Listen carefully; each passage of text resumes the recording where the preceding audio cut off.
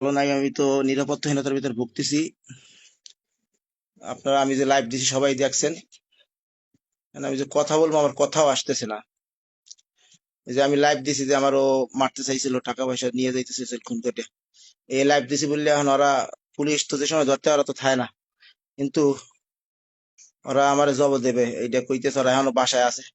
এখন আপনারা যদি আমার না বাঁচান, সেভ না করতে পারেন, আল্লাহ সেভ করবে। আল্লাহ আমার যদি কি আছে আমি জানি না। তারপর যদি আপনারা সবাই মিলে না আন, এলাকাবাসী ওরা আছে ঘরে, আন সবাই মিলে যদি উদ্ধার না করেন, তাইলে তো আর আল্লাহ ভরসা।